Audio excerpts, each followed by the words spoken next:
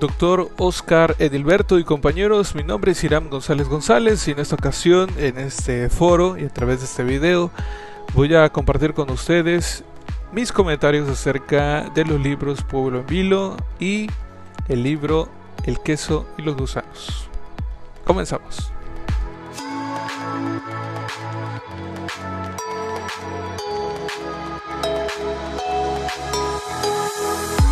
Bueno, Pueblo en Vilo, la aportación que veo dentro de Pueblo en Vilo de González y González, yo creo que va a estar encaminada hacia un análisis histórico de lo local, hacia la historia regional, poco considerada ese entonces, ¿no?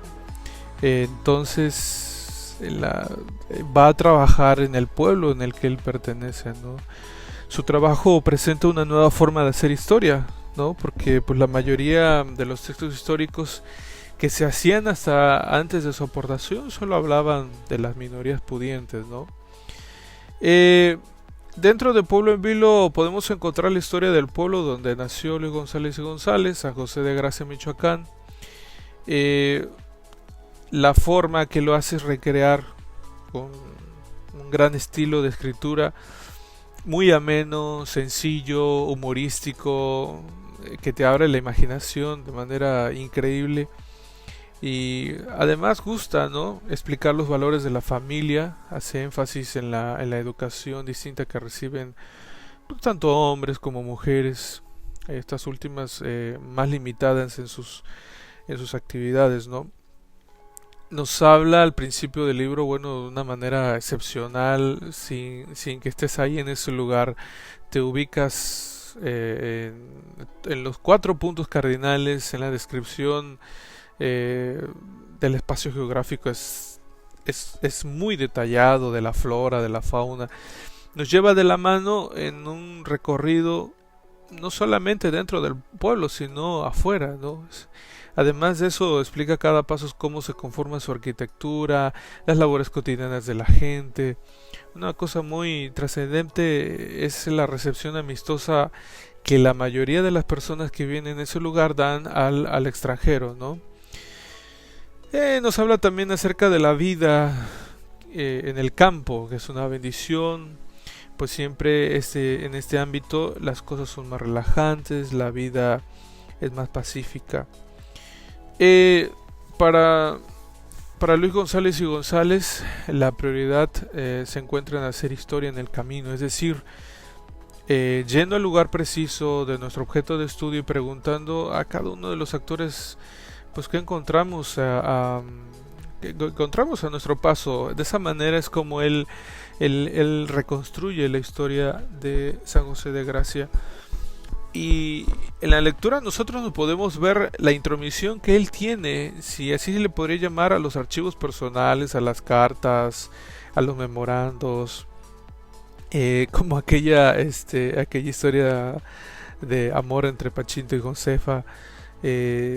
Cosas detalla mucho, por ejemplo, la observación en un reloj, en una pulsera, en una artesanía. ¿Qué pasa entonces con esta historia, con esta idea, con ese proyecto de historia?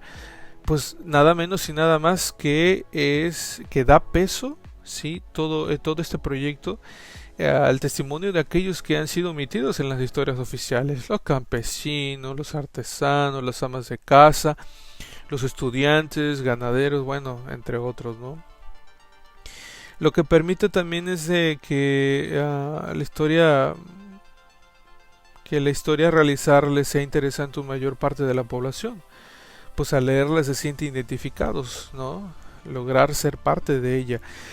Y pues tal sentimiento, naturalmente, que les brinda un sentimiento de identidad, de pertenencia del lugar que habitan, y conociendo más de él logran sentirse más comprometidos para ayudar a mejorarlo, o bien para evitar que se pierdan sus costumbres, sus tradiciones y valores. Yo creo que de toda la lectura ese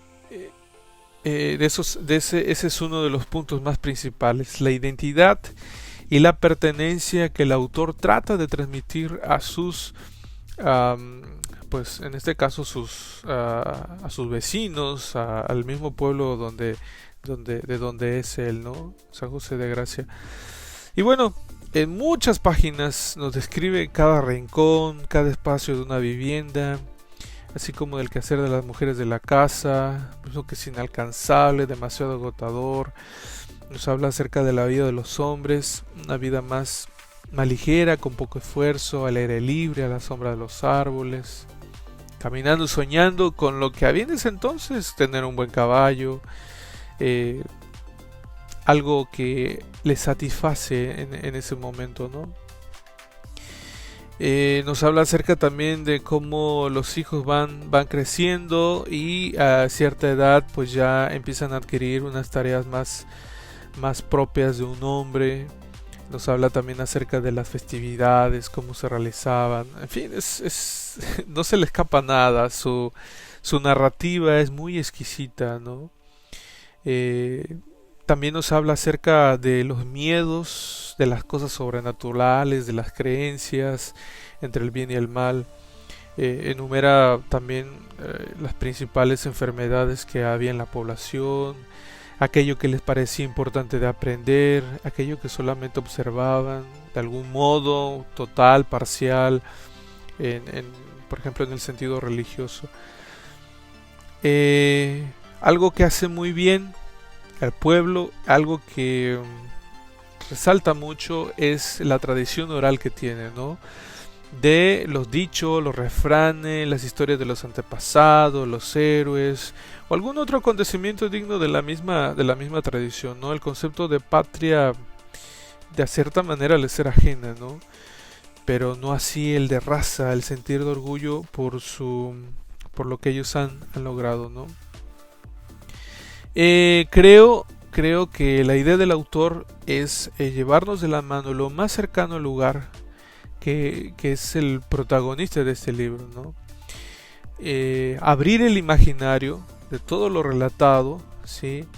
Y pues como ya lo hemos dicho, o sea, presenta una descripción del espacio geográfico, natural, poblacional, en sus diferentes momentos y con una narrativa fácil de comprender y de cautivar la mente, ¿no?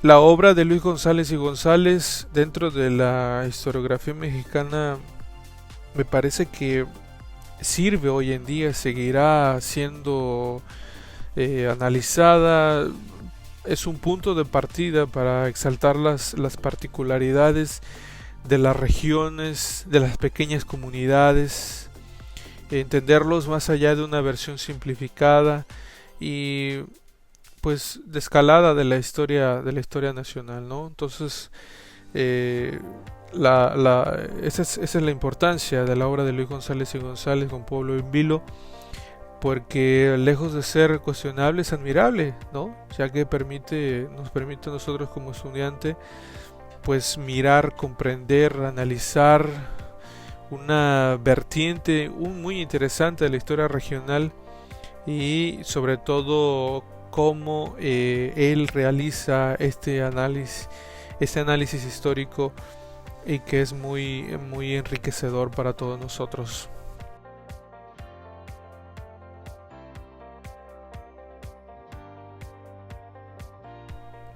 El queso y los gusanos de Carlos Gisbert. En ese libro Carlos nos relata y representa un hecho verídico que ocurrió en la región de Friuli, ubicada al norte de Italia, cerca de los Alpes, ¿no? La historia transcurre entre los últimos 2 decenios del siglo XVI, en los cuales fluye un clima de confrontación religiosa, por un lado la reforma iniciada por Lutero y por otro lado la contrarreforma. Entonces estamos ante un panorama en el que la religión lo invade todo, pero en el que el cientifismo, el racionalismo se están empezando a hacer un hueco en vísperas de lo que viene siendo el siglo XVII. En un mundo donde la religión lo es todo, pues hay algunos que viven, piensan, crean y se hacen preguntas acerca de Dios, de lo celestial, de la religión, de lo que Dios prohíbe, de muchas otras cosas, cuestiones teológicas. Y es ahí donde entra el personaje Menocchio, que es el que es el central en este libro.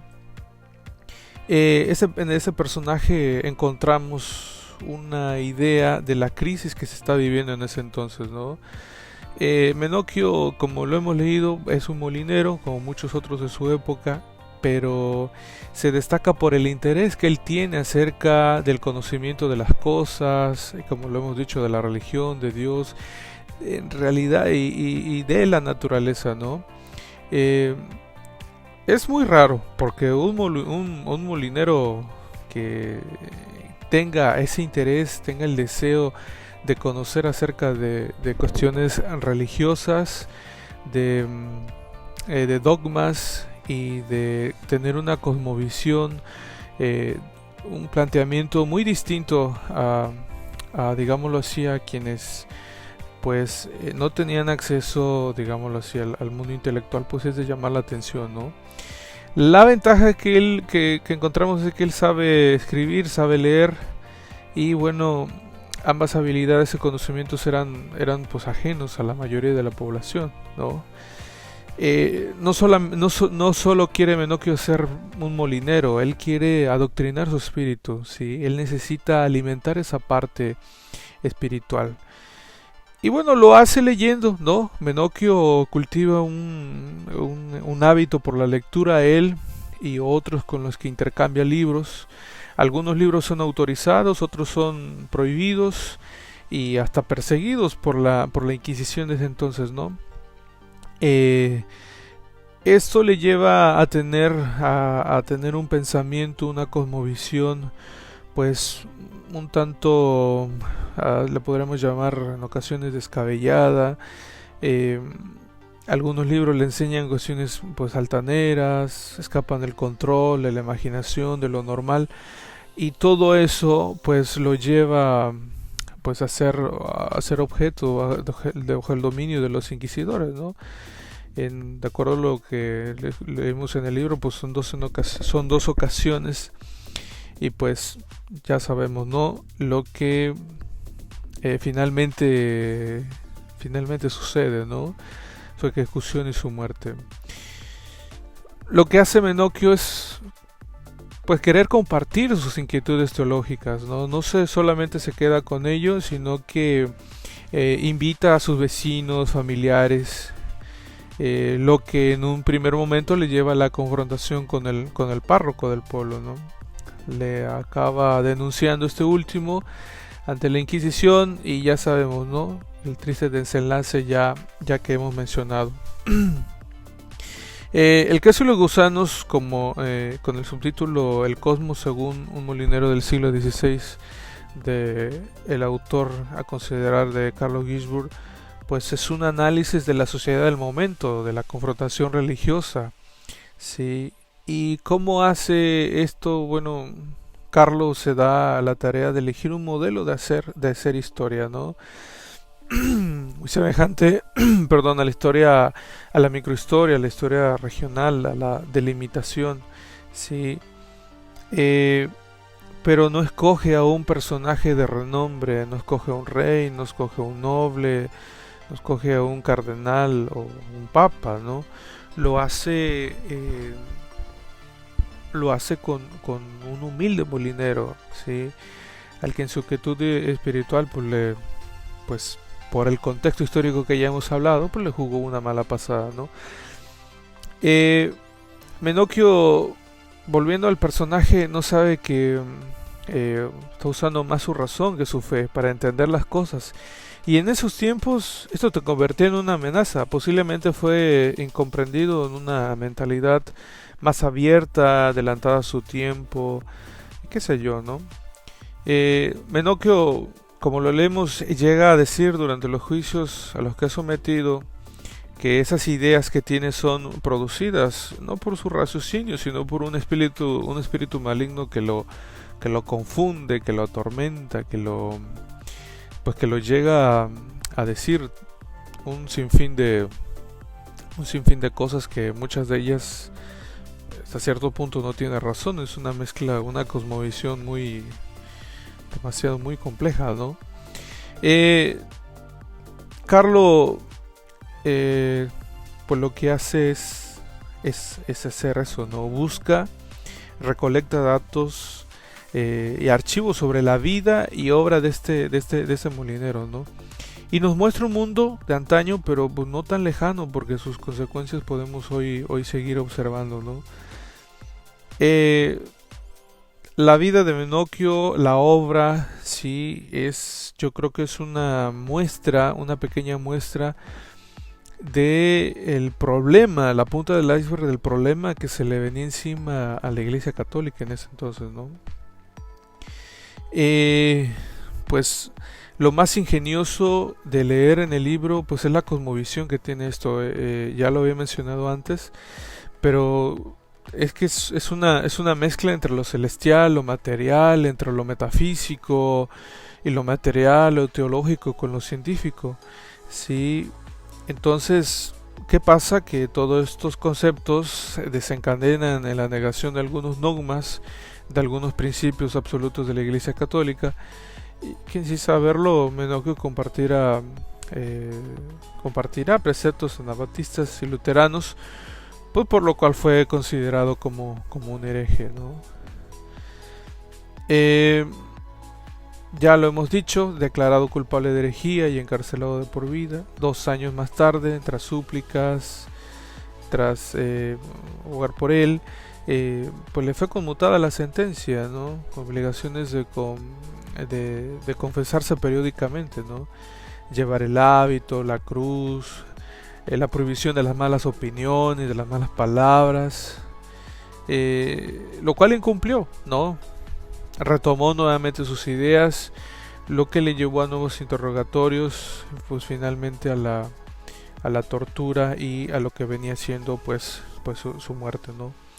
De esta manera podemos nosotros concluir que el autor quería estudiar una época, un contexto a través de un personaje singular, y no solo se trata de conocer el relato acerca de una persona en especial, un juicio, un episodio dramático, porque no se busca lo que se representa en sí mismo, sino lo que simbolizan, lo que significan, el destello que arrojan entre los mecanismos internos de una cultura o una sociedad del pasado, ¿no?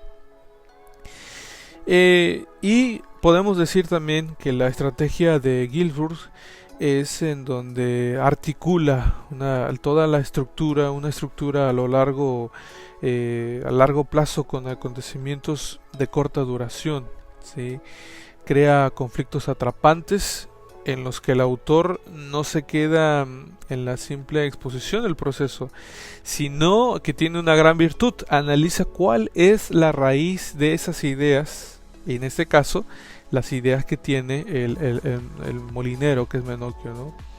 Por lo que el análisis del proceso se convierte en todo un estudio sobre ese momento en particular, ¿no? Y bueno, esto es lo que quería comentar de este libro de El queso y los gusanos de Carlo Gisbert.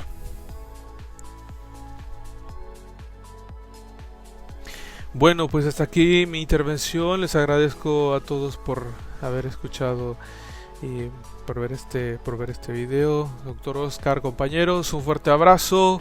Saludos.